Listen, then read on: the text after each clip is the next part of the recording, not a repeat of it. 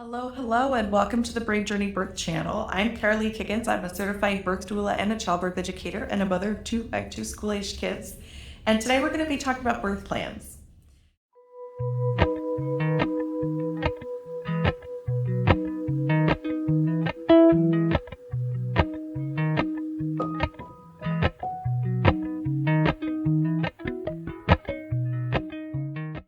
You may have heard that birth plans are super important and you need to be very, very sure to plan every element of your birth.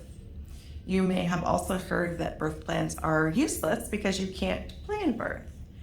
And somewhere in the middle of those two is the actual truth. Birth plans can be super useful. I like to think of them more like birth preferences, but you can't plan your birth. It's true. You cannot plan your birth. You're not planning out a birth like first this will happen and then this will happen and then this will happen. That's not possible. What you're using your birth plan, from now on I'm going to call them birth preferences, what you're using your birth preferences document for is for three reasons. One, it's helping you build a collaborative relationship with your medical care provider, your doctor or your midwife. Two, you're training yourself and getting comfortable being an active participant and owning your power in your birth experience and later on in your birth room. And three, birth preferences are an excellent way to educate yourself and learn what is available at your birthing facility, and also make sure that that's exactly where you want to be having your baby. So the first purpose of building your birth preferences is to begin a collaborative relationship with your medical care provider or your medical care provider group. So you should be building your birth preferences document, whatever that looks like, and we'll talk later. I'm going to have a template available for you on my website. But you're going to be building your birth preferences document in collaboration with your doctor, your OB, or your midwife. And if you have a practice of multiple midwives or multiple OBs that you see throughout your pregnancy, you'll be preparing and discussing this document with all of them.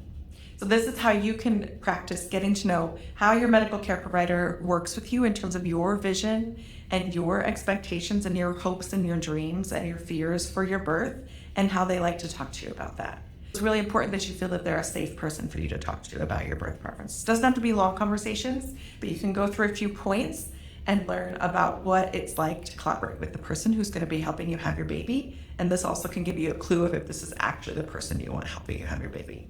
Tidbit. Spoiler alert.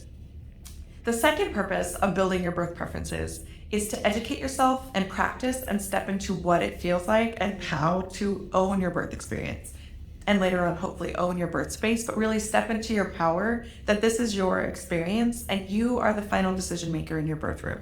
So building your birth preferences, you're educating yourself on your options, you're educating yourself about the different medical interventions that are available in our modern medical era and how you feel about them and what you would like, how you like to engage with those depending on how things go with your individual circumstances and your individual preferences. Again, these are preferences, not a plan. This is your birth preferences.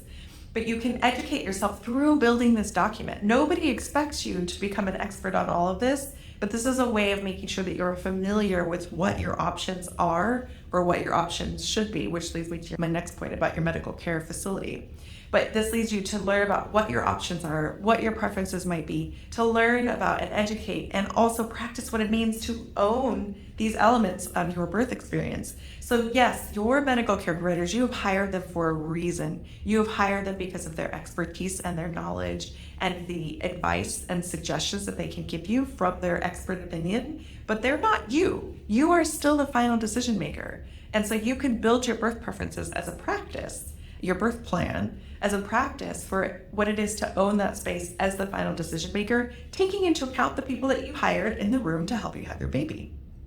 Now, third, the final purpose of birth preferences is to learn what your medical facility has available to you.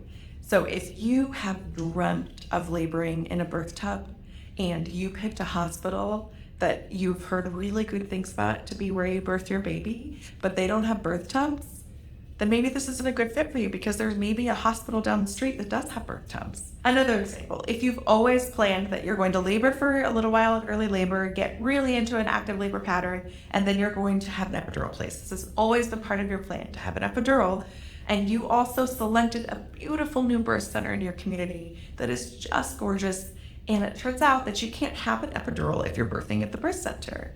well, then that's not a good match for you. So this is where you can learn what is available for you at your medical facility. If you've always dreamt of using nitrous oxide, but there's no nitrous available, then that's that. Different facilities have different things available in terms of pain relief, pain coping, hydrotherapy, tubs, showers. And so using your birth preferences is simply a communication method for learning about what's available to you. So those are the three main purposes of building your birth plan, your birth preferences. There's no way to plan birth. This is so true, but neither is it really a good idea to go blindly into your birth having learned nothing about it. So birth preferences can be a tool for communication and collaboration with your medical care providers, also your birth partner. I haven't mentioned it until now, and I should have sooner. Your birth partner can absolutely, this is how you two begin talking together about your hopes and dreams and expectations for your birth experience. Okay, that's it. I'm going to be posting a new video every Thursday, so check back here weekly. I'll see you then.